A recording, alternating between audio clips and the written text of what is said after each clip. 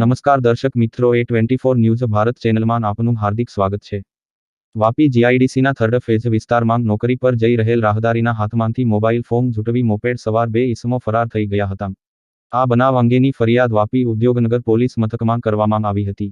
આ પ્રકરણમાં પોલીસ ટીમે બે ઈસમોને ઝડપી પાડી મોપેડ અને ફોન કબજે લઈ આગળની કાર્યવાહી હાથ ધરી હતી।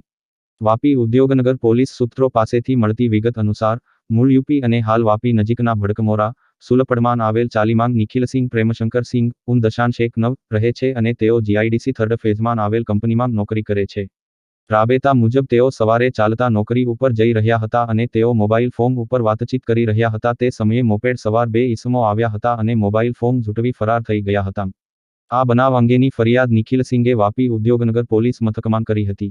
આ પ્રકરણમાં વાપી ઉદ્યોગનગર પોલીસ ટીમે બાતમીના આધારે વાપી જીઆઈડીસી મોરારજી સર્કલ પાસે વોચ ગોઠવી હતી અને શંકાસ્પદ વર્ણવેલ ઈસમો મોપેડ પર આવતા તેઓને રોક્યા હતા અને નામઠામ પૂછતા 1 અકરમ હુસેન ઉર્ફે બદ્દામ રમજાન અલી મનિહાર 9.22 રહે લવાછામાં આવેલ ચાલીમાંગ વાપી મૂળ યુપી 2 સલમાંગ ઉર્ફે સલ્લુ મુસ્તકીમ મનિહારા 9.8 રહે નાની તંબાડી ગામની ચાલીમાંગ વાપી મૂળ યુપી હોવાનું જણાવ્યું હતું।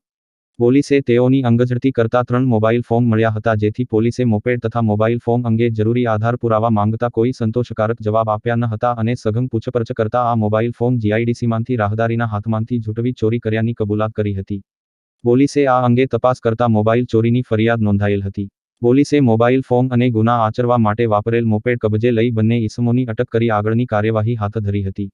આમ વાપી ઉદ્યોગનગર પોલીસ ટીમે મોબાઈલ ઝૂંટવનારા બે ઈસમોને ઝડપી પાડી ગુનો ઉકેલી કાઢવામાં સફળતા મળી હતી।